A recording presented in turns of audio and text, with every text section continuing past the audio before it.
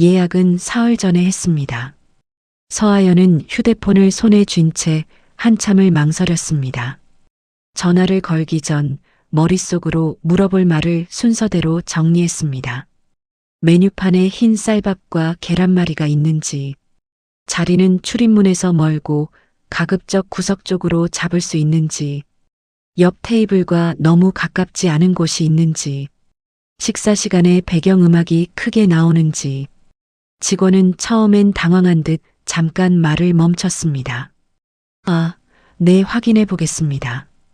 그 짧은 침묵이 하연의 가슴 어딘가를 건드렸습니다. 익숙한 감각이었습니다.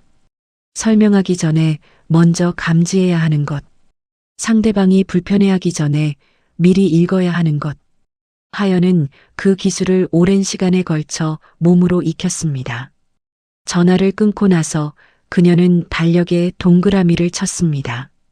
11월 14일, 민재의 10번째 생일이었습니다. 서민재는 조용한 아이입니다. 말이 없다는 뜻이 아닙니다. 민재는 자신이 좋아하는 것에 대해서라면 누구보다 많은 말을 합니다. 별자리의 이름과 거리, 각 행성의 자전주기, 우주 탐사선이 지금 어디쯤 있는지. 그 이야기를 할 때 민재의 눈은 환하게 빛납니다. 하연이 가장 좋아하는 민재의 표정입니다. 하지만 세상의 소리들은 민재에게 다르게 도착합니다. 식당의 그릇 부딪히는 소리, 누군가 갑자기 터뜨리는 웃음, 문이 세게 닫히는 바람 소리. 어른들에게는 그냥 지나치는 것들이 민재에게는 예고 없이 몸 안으로 파고듭니다. 어릴 때 하연은 왜 아이가 저렇게 놀라는지 알지 못했습니다.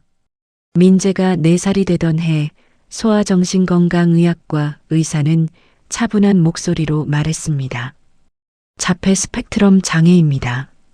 하지만 민재는 분명히 자기만의 방식으로 세상을 이해하고 있어요. 하연은 그날 집으로 돌아오는 버스 안에서 울었습니다.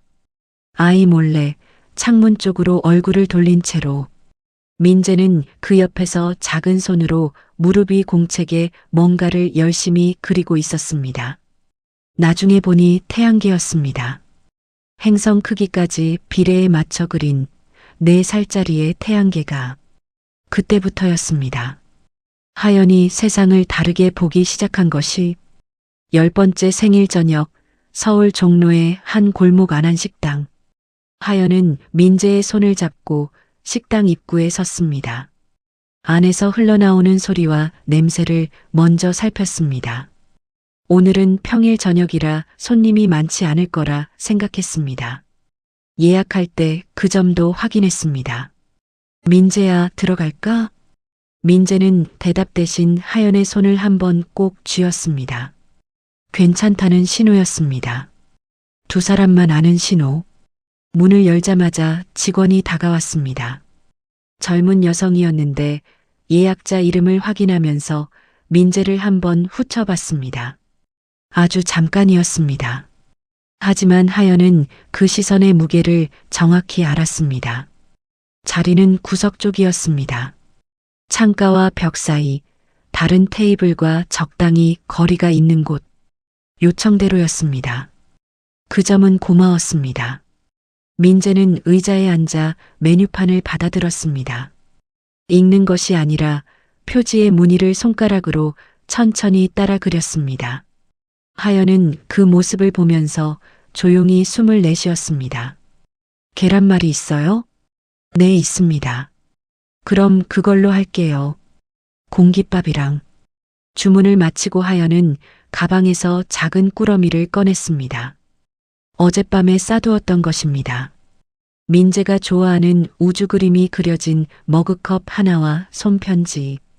케이크는 집에서 미리 먹었습니다. 식당에서 초를 켜고 노래를 부르는 건 민재가 힘들어했으니까요. 지난해 카페에서 직원들이 갑자기 박수를 치며 생일 노래를 불렀을 때 민재는 귀를 막고 의자 밑으로 몸을 웅크렸습니다. 하연은 그 후로 생일 이벤트를 미리 통제하는 법을 배웠습니다. 엄마, 저기 봐. 민재가 창밖을 가리켰습니다. 골목 가로등 아래로 은행잎 몇 장이 빙글빙글 떨어지고 있었습니다. 민재의 눈이 그것을 쫓았습니다. 진지하고 고요한 눈빛이었습니다. 예쁘다, 그치? 3.2초? 응? 저 잎이 떨어지는데 3.2초 걸렸어. 대기 저항이랑 무게 때문에. 하연은 웃음이 나왔습니다. 소리내지 않고 입꼬리만 올라가는 웃음이었습니다. 그때 주방 쪽에서 쟁반이 쓰러지는 소리가 났습니다. 짧고 날카로운 금속음이었습니다. 민재의 어깨가 순간 굳었습니다. 손이 테이블 위로 올라와 귀 가까이 갔습니다. 하연은 재빨리 민재의 팔에 손을 얹었습니다. 괜찮아. 그릇 떨어진 거야. 끝났어. 민재는 잠시 눈을 감았습니다. 그러고는 천천히 손을 내렸습니다. 어깨에 아직 힘이 들어가 있었습니다. 하연은 아무 말도 하지 않았습니다. 대신 조용히 물컵을 민재 쪽으로 밀어줬습니다. 민재가 좋아하는 작은 행동. 오늘만큼은 하고 하연은 생각했습니다. 오늘만큼은 잘 보내고 싶었습니다. 창밖에서 은행잎이 또 한 장 떨어졌습니다. 이번엔 아무도 시간을 재지 않았습니다. 음식이 나오기까지는 시간이 걸렸습니다. 하연은 그 사이 민재 옆에 바짝 붙어 앉아 있었습니다. 민재는 다시 차분해진 듯 보였습니다. 테이블 위에 놓인 물티슈 포장지 귀퉁이를 손가락으로 접었다. 폈다 하면서 아까 창밖에서 본 은행잎 이야기를 낮은 목소리로 계속했습니다. 낙엽이 떨어질 때 회오리 치는 건 양력 때문이야. 날개랑 원리가 같아. 그렇구나. 비행기 날개도 그렇고 씨앗도 그렇고. 민재는 뭐든지 연결하네. 민재는 대답하지 않았습니다. 하지만 입꼬리가 살짝 올라갔습니다. 하연은 그걸로 충분했습니다. 식당 안은 조금씩 채워지고 있었습니다. 입구 쪽 테이블에 중년 부부가 들어왔고 두 자리 건너엔 회식으로 보이는 무리가 자리를 잡았습니다. 소리의 층위가 높아졌습니다. 하연은 그것을 먼저 감지했습니다. 민재가 감지하기 전에 그때 주방홀 쪽 직원이 스테인리스 수저통을 테이블마다 내려놓기 시작했습니다. 딸깍 딸깍. 규칙적이지만 예고 없는 소리였습니다. 민재의 손이 멈췄습니다. 딸깍. 양손이 동시에 귀를 막았습니다. 눈은 감겼고 상체가 앞으로 살짝 숙여졌습니다. 하연은 즉시 민재의 등에 손을 얹었습니다. 다 됐어. 이제 안 나. 몇 초가 지났습니다. 민재는 천천히 손을 내렸습니다. 귀가 살짝 빨개져 있었습니다. 문제는 그 다음이었습니다. 저기요. 오른쪽 테이블에서 목소리가 왔습니다. 50대 초반으로 보이는 여성이었습니다. 일행과 함께였는데 시선은 하연 쪽을 향해 있었습니다. 아이가 왜 저래요? 조용한 데서 밥 먹으려고 왔는데. 하연은 잠깐 숨을 참았습니다. 죄송합니다. 좀 예민한 편이라서요. 예민한 거야 알겠는데 식당에서 그렇게 손으로 귀를 막고 앉아 있으면 옆에 있는 사람들이 얼마나 불편해요. 애 좀 어떻게 안 되나요? 말투는 따지는 것도 소리를 지르는 것도 아니었습니다. 오히려 차분했습니다. 그래서 더 날카롭게 들렸습니다. 민재는 그 목소리를 들었습니다. 하연은 민재의 어깨가 다시 굳어지는 것을 느꼈습니다. 불편하게 해드려서 정말 죄송합니다. 하연은 고개를 숙였습니다. 더 이상의 설명은 하지 않았습니다. 설명을 시작하면 더 길어지고 길어지면 민재가 더 불안해진다는 것을 알고 있었습니다. 그 자리에서 직원이 음식을 가져왔습니다. 계란말이와 공깃밥, 된장찌개가 조심스럽게 놓였습니다. 직원은 아무 말도 하지 않았지만 하연과 눈을 마주치지 않으려는 것 같았습니다. 잠시 후 매니저가 왔습니다. 30대 중반의 여성이었습니다. 단정한 유니폼에 이름표가 붙어 있었습니다. 박지은. 표정은 웃고 있었지만 하연은 그 웃음이 무엇을 준비하고 있는지 직감했습니다. 고객님, 잠깐 여쭤봐도 될까요? 네. 오늘 저희가 VIP 예약 손님이 오셔서요.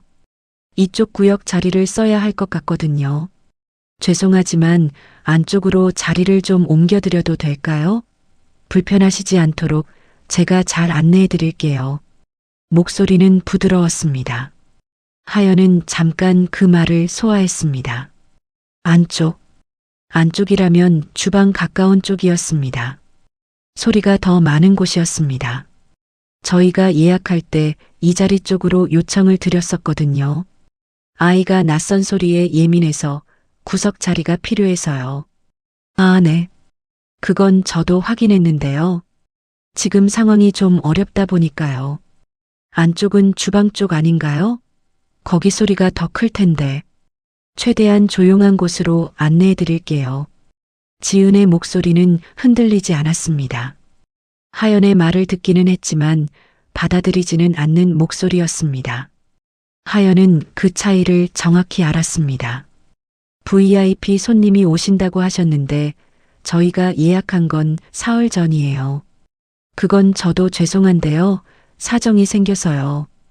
잠시 침묵이 흘렀습니다. 민재가 하연의 옷자락을 살며시 잡았습니다. 하연은 그 손의 힘을 느꼈습니다. 세게 잡는 것도 아니고 그냥 놓는 것도 아닌 그냥 거기 있겠다는 신호 같은 것이었습니다. 하연은 더 이상 말하지 않았습니다. 알겠습니다. 안쪽 자리는 예상대로였습니다. 주방 출입문에서 새 테이블 거리였습니다. 문이 열릴 때마다 그릇 소리와 직원들 목소리가 흘러나왔습니다. 환기팬 소리도 낮게 깔려 있었습니다. 민재는 자리에 앉자마자 양손으로 테이블 가장자리를 잡았습니다. 손가락 마디가 하얘졌습니다.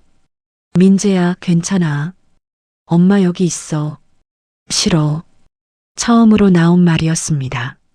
작은 목소리였지만 하연에게는 크게 들렸습니다. 조금만 있으면 돼. 밥만 먹고 바로 나가자. 민재는 대답하지 않았습니다. 시선이 테이블 위 어딘가에 고정되어 있었습니다. 몸이 조금씩 앞뒤로 흔들리기 시작했습니다. 민재가 불안할 때 나오는 움직임이었습니다. 하연은 음식 그릇을 민재 앞으로 당겼습니다. 계란말이 여기 있어. 먹어볼까? 민재는 젓가락을 들지 않았습니다. 주방 문이 다시 열렸습니다. 직원 둘이 큰 소리로 주문을 확인하며 지나갔습니다.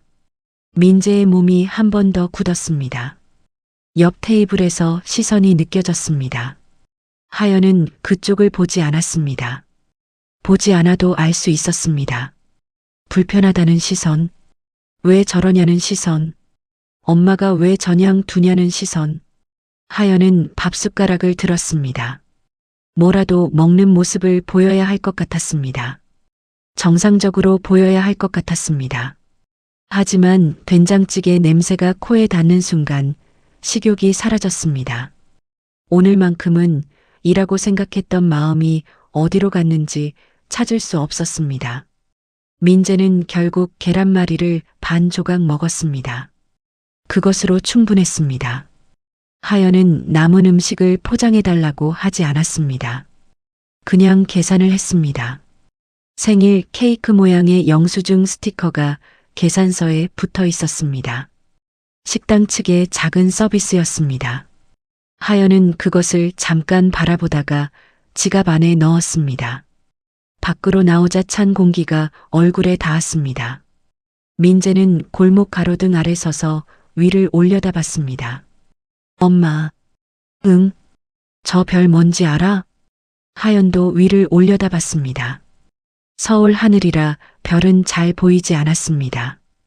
그래도 민재의 시선 끝을 따라가 봤습니다. 모르겠는데. 뭔데? 목성이야. 오늘 남쪽 하늘에 있는 거 맞아. 하연은 아무 말도 하지 않았습니다. 민재의 손을 잡았습니다.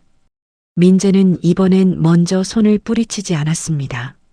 식당 안에서 있었던 일은 말하지 않았습니다. 민재에게도 누구에게도 말이 되기 전에 어딘가로 삼켜진 것들이 목 아래 차곡차곡 쌓였습니다. 그날 밤 하연은 생각했습니다. 이대로는 안 되겠다고. 무엇이 안 되는 건지는 아직 정확하지 않았습니다. 하지만 무언가는 달라져야 한다는 것만큼은 분명했습니다. 주방 문이 또 열렸습니다. 이번엔 큰 쟁반을 든 직원 둘이 동시에 나왔습니다. 웃으며 주고받는 말소리, 그릇이 테이블에 놓이는 소리, 누군가 박수를 치며 웃는 소리. 짧은 시간 안에 여러 소리가 한꺼번에 쏟아졌습니다. 민재의 몸이 먼저 반응했습니다. 상체가 앞으로 굽었습니다. 양손이 귀를 막았습니다. 아까보다 세게. 눈은 감겼고 입술이 움직이기 시작했습니다. 소리 없이 무언가를 반복하는 것 같았습니다. 숫자일 수도 있었습니다. 민재가 극도로 불안할 때 숫자를 세는 버릇이 있었습니다. 하연은 즉시 민재 옆으로 붙었습니다. 민재야, 엄마 목소리 들려? 민재는 대답하지 않았습니다. 여기 있어. 엄마 여기 있어. 몸이 더 작게 웅크려졌습니다. 의자가 바닥에 살짝 긁히는 소리가 났습니다. 그 소리에 민재의 어깨가 한 번 더 튀었습니다. 그러고는 울음이 나왔습니다. 소리 없이 시작된 울음이었습니다. 눈물이 먼저 흘렀고 그 다음에 숨이 막히는 듯한 소리가 났습니다. 어린아이의 울음이지만 때를 쓰는 것과는 달랐습니다. 무언가를 버티다가 더 이상 버티지 못하는 사람의 소리에 가까웠습니다. 하연은 민재를 안았습니다. 주변 시선이 느껴졌습니다. 저것 봐. 낮은 목소리였지만 조용한 식당 안에서는 들렸습니다. 식당에 왜 저런 애를 데려와? 하연은 그쪽을 보지 않았습니다. 볼 수가 없었습니다. 고개를 들면 눈이 마주칠 것 같았고 눈이 마주치면 자신도 무너질 것 같았습니다. 요즘 부모들은 진짜. 말은 거기서 흐려졌습니다. 끝까지 말하지 않는 방식의 비난이었습니다. 마침표 없이 떠도는 말이 오히려 더 오래 남았습니다. 하연은 민재의 등을 천천히 쓸었습니다. 괜찮아. 울어도 돼. 민재는 하연의 어깨에 얼굴을 묻었습니다. 어깨가 젖기 시작했습니다. 하연은 그것을 느끼면서도 움직이지 않았습니다. 이 순간만큼은 아무데도 가지 않겠다고 몸으로 말하는 것이 전부였습니다. 민재가 울음을 그치기까지 오래 걸리지 않았습니다. 4분 아니면 5분. 하연은 시간을 재지 않았습니다. 그냥 기다렸습니다. 울음이 잦아들자 민재는 천천히 몸을 일으켰습니다.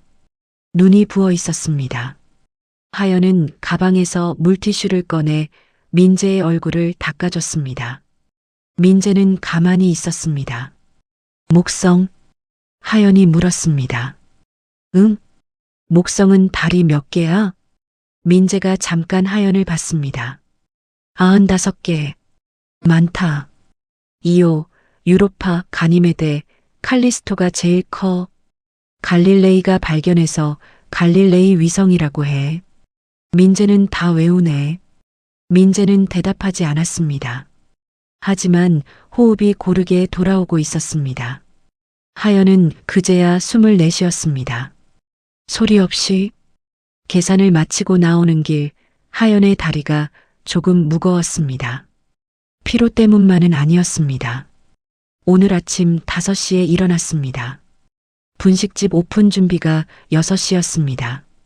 어묵 국물을 올리고 튀김 반죽을 만들고 떡볶이 소스를 정량대로 풀었습니다. 점심 장사가 끝나고 민재를 학교에서 데려왔습니다. 저녁 약속 전까지 2시간 밀린 포장 알바 주문을 처리했습니다. 택배 박스를 접고 완충제를 채우고 송장을 붙이는 일이었습니다. 앉아서 하는 일이라 쉬워 보이지만 2시간 동안 허리를 굽히고 나면 등이 단단하게 굳었습니다. 그렇게 오늘 하루가 쌓였습니다. 그 끝에 이 저녁이 있었습니다. 민재 아버지 준호가 세상을 떠난 건 3년 전 겨울이었습니다. 갑작스러운 사고였습니다. 예고가 없었습니다. 전날 밤에도 세 사람이 함께 밥을 먹었고 준호는 민재에게 태양계 그림책을 읽어줬습니다. 토성고리의 두께가 생각보다 얇다며 민재와 함께 신기해했습니다. 그게 마지막이었습니다. 장례를 치르고 남은 것은 전세 보증금과 얼마간의 보험금, 그리고 7살 민재였습니다. 하연은 운 적이 없었습니다. 아니, 울 시간이 없었습니다. 민재 앞에서 흔들리면 민재도 흔들렸습니다. 그것이 하연이 버틴 이유였습니다. 엄마가 흔들리지 않으면 민재도 버텼습니다. 그 단순한 논리 하나로 3년을 견뎠습니다. 골목 가로등 아래 하연은 민재의 손을 잡고 걸었습니다.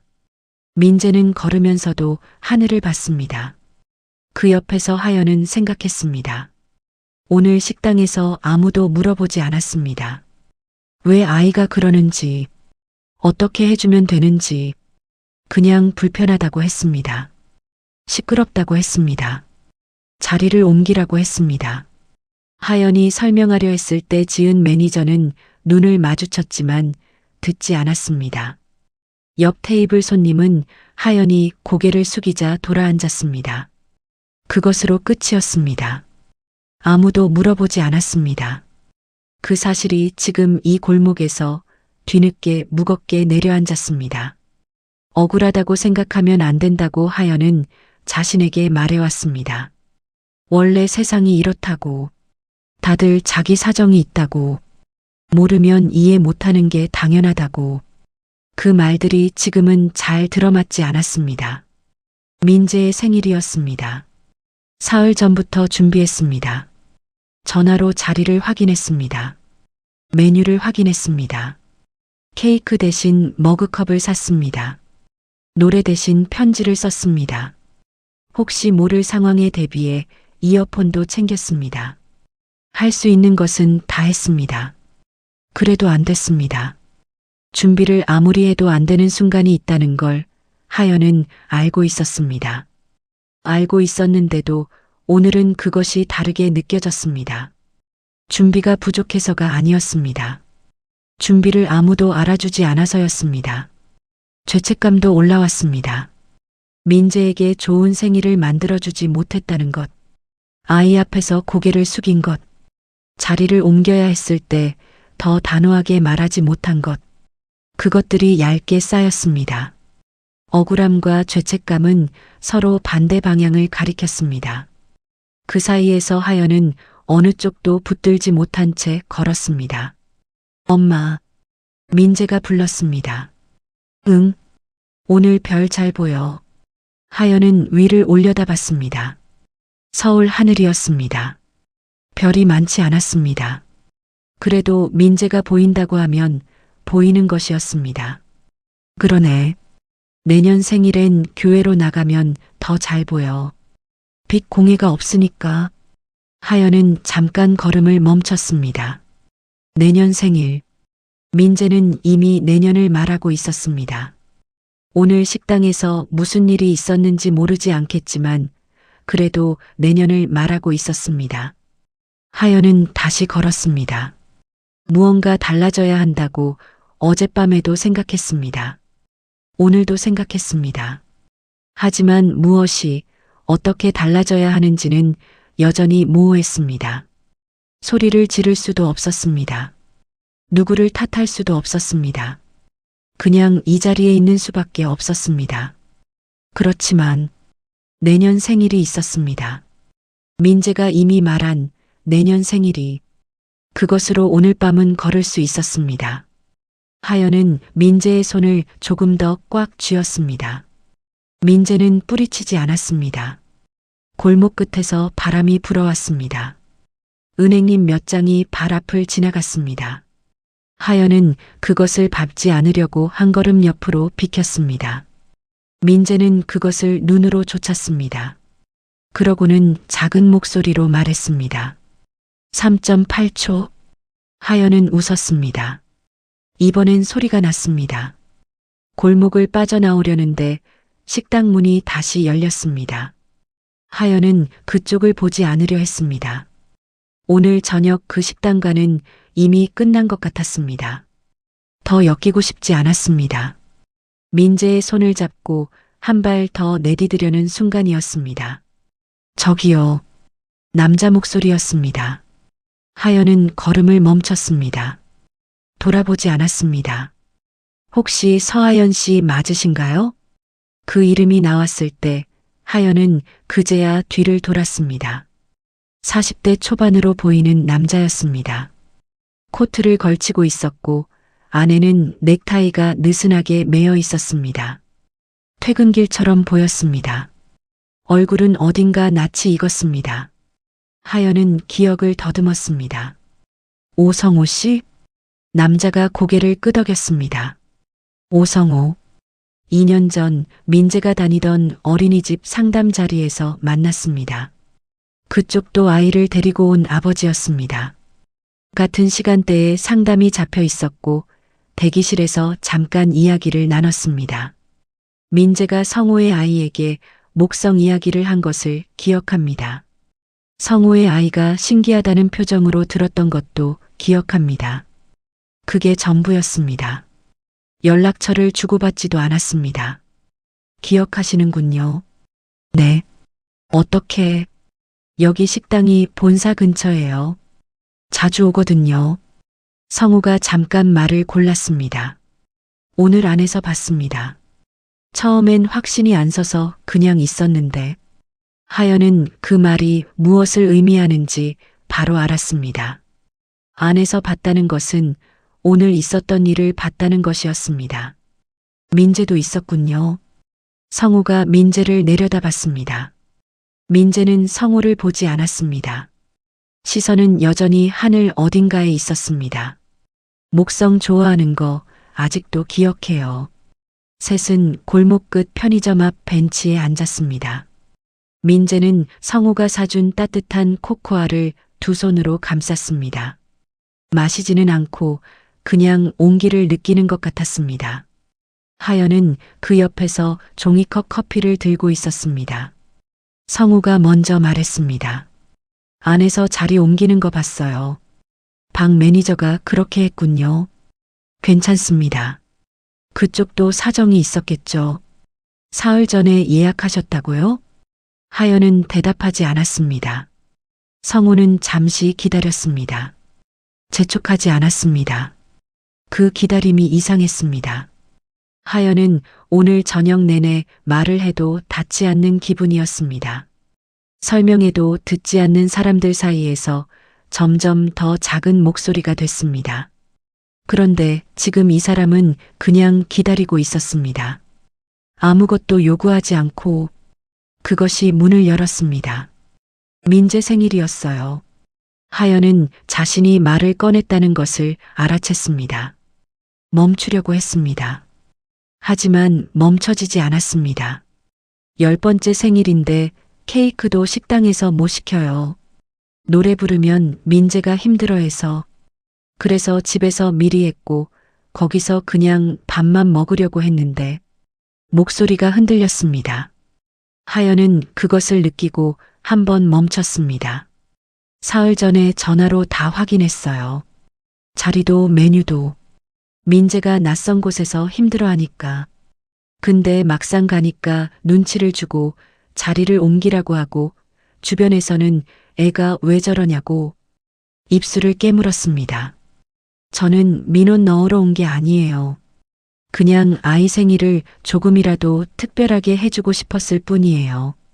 그게 다예요. 성우는 듣고 있었습니다. 시선을 다른 데로 돌리지 않았습니다. 하연은 계속했습니다. 말이 나오면 나오는 대로 덧습니다. 준호 이야기도 나왔습니다. 3년 전 겨울 갑작스럽게 세상을 떠난 남편. 장례를 치르고 나서 혼자 남겨진 것. 분식집 새벽 오픈과 밤마다 하는 포장 알바. 민재의 언어 치료와 감각 통합 치료 비용, 한 달에 한 번도 빠지지 않고 가는 소아정신건강의학과 진료, 그 모든 것을 혼자 감당해온 3년. 말하면서 하연은 이것이 얼마나 오래된 것인지 새삼 느꼈습니다. 말한 적이 없었습니다. 누군가에게 이렇게 꺼내놓은 것이 처음이었습니다. 성우는 오래 침묵했습니다. 민재가 코코아를 한 모금 마셨습니다. 그리고 혼자 조용히 중얼거렸습니다. 유로파에는 바다가 있대. 얼음 밑에. 아무에게 하는 말도 아니었습니다. 그냥 자기 생각을 소리로 내는 것이었습니다. 성우가 민재를 봤습니다. 그러고는 천천히 말했습니다. 유로파 바다에 생명체가 있을 수도 있다고 하더라고요. 민재가 성우를 봤습니다. 처음으로. 알아요? 찾아본 적 있어요. 몇 년 전에. 왜요? 민재 씨가 목성 이야기 해줬잖아요. 대기실에서. 그때부터 궁금해졌어요. 민재는 잠깐 성우를 바라보다가 다시 컵으로 시선을 내렸습니다. 하지만 표정이 아까와는 달랐습니다. 하연은 그것을 보았습니다. 성우가 일어서면서 말했습니다. 제가 이 식당 본사에서 일해요. 고객관리 팀장이에요. 하연이 그를 봤습니다. 오늘 일은 제가 확인하겠습니다. 방 매니저 처리 방식은 분명히 잘못된 부분이 있어요. 예약 고객에게 그렇게 하면 안 됩니다. 아니요, 그건 괜찮아요.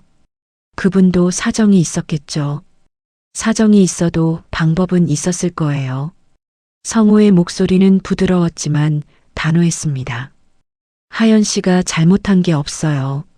오늘. 그 말이 가슴 어딘가에 닿았습니다. 하연은 아무 말도 하지 않았습니다. 할 수가 없었습니다. 눈이 뜨거워지는 것을 느꼈습니다. 참았습니다.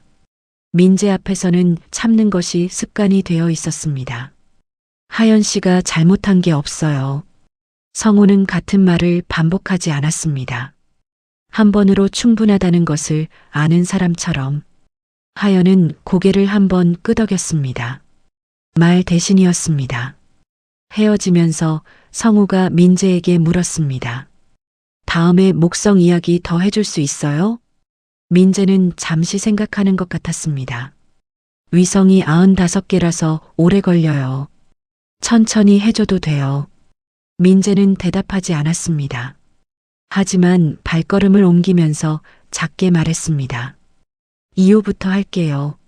하연은 그 말을 듣고 걸었습니다. 골목을 빠져나오면서 하연은 처음으로 몸이 조금 가벼워진 것을 느꼈습니다. 아무것도 해결된 것은 없었습니다. 내일 아침에도 5시에 일어나야 했습니다. 어묵 국물을 올리고 반죽을 만들고 하루를 다시 시작해야 했습니다. 하지만 오늘 밤 처음으로 누군가가 들어줬습니다. 설명하지 않아도 됐습니다. 이해시키려고 애쓰지 않아도 됐습니다. 그냥 말했고 그 말이 닿았습니다. 그것이 무엇인지 하연은 한동안 몰랐습니다. 걷다 보니 알 것 같았습니다. 안도감이었습니다. 오랫동안 없었던 것이었습니다. 집으로 가는 버스 안에서 민재는 창문에 기대어 하늘을 봤습니다. 엄마. 응. 이호는 화산이 많아서 표면이 계속 바뀌어. 그렇구나. 근데 모양이 바뀌어도 이호는 이호야. 하연은 민재를 봤습니다. 민재는 창밖을 보고 있었습니다. 그 말이 무슨 뜻인지 알고 한 말인지는 알 수 없었습니다. 민재는 그냥 아는 것을 말하는 아이였으니까요. 하지만 하연에게는 닿았습니다. 버스가 움직였습니다. 창밖으로 불빛들이 흘렀습니다. 하연은 민재의 어깨에 살며시 손을 얹었습니다. 모양이 바뀌어도 이호는 이호였습니다. 성우가 식당 안으로 먼저 들어갔습니다. 하연은 밖에서 민재와 함께 기다렸습니다. 민재는 편의점 앞 화단턱에 앉아 코코아를 마저 마시고 있었습니다. 서두르지 않았습니다. 하연도 서두르지 않았습니다. 안에서 어떤 말이 오가는지는 들리지 않았습니다. 유리문 너머로 성우가 박지은과 마주 서 있는 것만 보였습니다. 성우의 목소리는 낮았지만 자세는 흔들리지 않았습니다. 지은의 표정이 처음엔 굳어 있다가 조금씩 바뀌었습니다. 하연은 그 장면을 보면서 이상한 감각을 느꼈습니다. 누군가 자신의 자리에 서 있다는 것. 그것이 낯설었습니다. 3년 동안 하연의 자리에는 항상 하연만 있었습니다. 성우가 다시 나왔습니다. 들어가셔도 됩니다. 짧은 말이었습니다. 하연은 민재를 봤습니다. 민재야, 다시 들어가 볼까? 민재는 컵을 손에 쥔 채 식당 입구를 바라봤습니다. 잠시 생각하는 것 같았습니다. 하연은 기다렸습니다. 재촉하지 않았습니다. 이번엔 어떤 자리야? 아까 처음에 앉았던 자리. 구석 쪽. 민재가 일어났습니다. 대답 없이 일어서는 것이 민재의 방식이었습니다. 하연은 그것을 알았습니다. 말 대신 몸이 먼저 움직이는 것. 그것이 싫다는 뜻이 아니라는 것도. 식당 안은 아까보다 조용해져 있었습니다. 회식 무리는 자리를 떴고 손님 수가 절반으로 줄어 있었습니다. 처음 앉았던 자리, 창가와 벽 사이 구석 테이블에 새 수저가 놓여 있었습니다. 물컵도 새 것이었습니다. 박지은이 테이블 옆에 서 있었습니다. 하연과 눈이 마주쳤습니다. 지은이 먼저 고개를 숙였습니다. 아까는 제가 배려가 부족했습니다. 죄송합니다. 목소리에 힘이 없었습니다. 마지못해 하는 말인지 진심인지 하연은 가늠하지 않으려 했습니다. 어느 쪽이든 그 고개 숙임이 쉽지 않았으리라는 것은 알았습니다. 아니요. 저도 상황이 어렵게 됐을 때 더 잘 설명했어야 했는데. 지은이 고개를 들었습니다. 하연의 말을 예상하지 못한 표정이었습니다. 하연은 더 말하지 않았습니다. 민재를 자리에 앉혔습니다. 음식이 새로 나왔습니다. 계란말이와 공깃밥, 된장찌개. 아까와 같은 메뉴였습니다. 하지만 그 옆에 작은 것이 하나 더 놓였습니다. 조각 케이크였습니다. 초가 하나 꽂혀 있었습니다. 긴 초가 아니라 짧고 가는 숫자 초였습니다. 1과 0, 두 개가 나란히 꽂혀 있었습니다. 직원이 조심스럽게 말했습니다. 저희 쪽에서 준비했습니다. 괜찮으시면. 하연은 민재를 봤습니다. 민재는 케이크를 보고 있었습니다. 표정을 읽기 어려웠습니다. 하연은 잠시 기다렸습니다. 초 불어도 돼? 민재가 하연에게 물었습니다. 불고 싶어? 응. 그럼 불자. 직원이 조용히 라이터를 켰습니다. 초에 불이 붙었습니다. 노래는 없었습니다. 박수도 없었습니다. 그냥 작은 불꽃 둘이 테이블 위에서 조용히 흔들렸습니다. 민재가 숨을 들이쉬었습니다. 그러고는 불었습니다. 두 초가 동시에 꺼졌습니다. 가느다란 연기가 올라갔습니다. 민재가 그 연기를 눈으로 쫓았습니다. 올라가다가 흩어지는 것을. 끝까지. 하연은 그 순간 숨을 내쉬었습니다. 오늘 저녁 처음으로 제대로 내쉬는 숨이었습니다. 밥을 먹으면서 아무도 많은 말을 하지 않았습니다. 민재는 계란말이를 이번엔 다 먹었습니다. 된장찌개도 조금 떴습니다. 하연도 먹었습니다. 아까는 넘어가지 않던 것이 지금은 들어갔습니다. 성우는 옆 테이블에 앉아 혼자 저녁을 먹었습니다. 같은 자리에 앉자고 하지 않았습니다. 그것이 하연에게는 오히려 편했습니다. 신경 써주되 거리를 지키는 것. 그 감각이 익숙하지 않았지만 나쁘지 않았습니다. 식사가 끝날 무렵 성우가 테이블로 왔습니다. 손에 접어둔 종이가 있었습니다. 이거요. 하연이 받아 펼쳤습니다. 손으로 적은 메모였습니다. 가족지원센터 이름과 전화번호, 자폐 스펙트럼 아동 양육자 모임 일정. 복지관 상담 예약 방법. 줄마다 깔끔하게 정리되어 있었습니다. 미리 알고 있던 건 아니고요. 아까 하연 씨 이야기 듣고 찾아봤어요. 쓸만한 곳만 골랐는데 맞을지 모르겠어요. 하연은 그 종이를 봤습니다. 편의점에서 이야기를 나누는 사이 찾아봤다는 것이었습니다. 짧은 시간 안에 메모까지 해서 감사합니다. 두 글자밖에 나오지 않았습니다. 하지만 그 두 글자 안에 담긴 것이 많다는 것을 성우도 아는 것 같았습니다. 하연 씨, 혼자서 잘하고 있어요. 지금도. 하연은 고개를 들지 않았습니다. 그게 보이지 않을 때가 있어도 그건 사실이에요. 집으로 가는 버스를 기다리면서 하연은 손에 든 메모를 다시 봤습니다. 가족지원센터, 양육자 모임, 혼자가 아닌 방법이 있다는 것을 하연도 알고 있었습니다. 하지만 거기까지 갈 여력이 없었습니다. 아니, 정확히는 거기까지 자신을 데려갈 이유를 찾지 못했습니다. 나보다 힘든 사람이 더 많다는 생각이 항상 먼저였습니다. 오늘 처음으로 그 생각이 다르게 들렸습니다. 나보다 힘든 사람이 더 많아도 내가 힘든 것은 사실이었습니다. 그 두 가지가 서로를 지우지 않았습니다.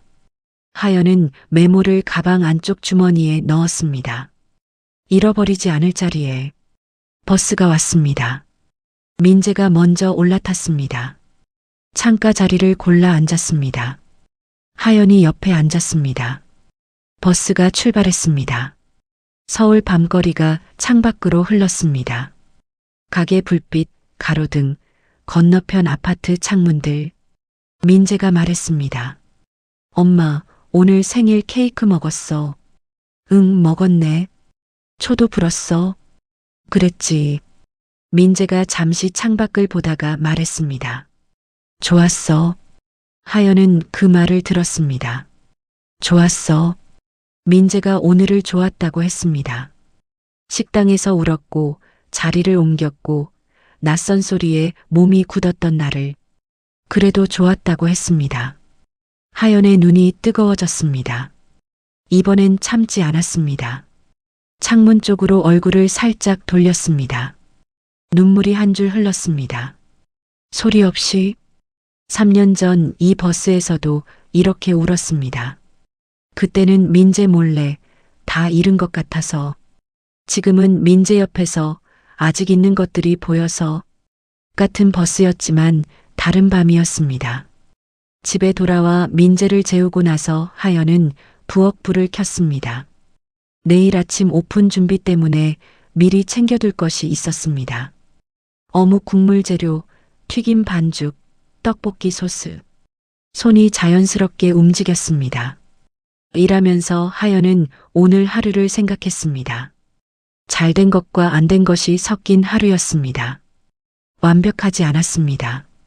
처음 자리에서 쫓겨났고 민재는 울었고 주변 사람들은 차가웠습니다.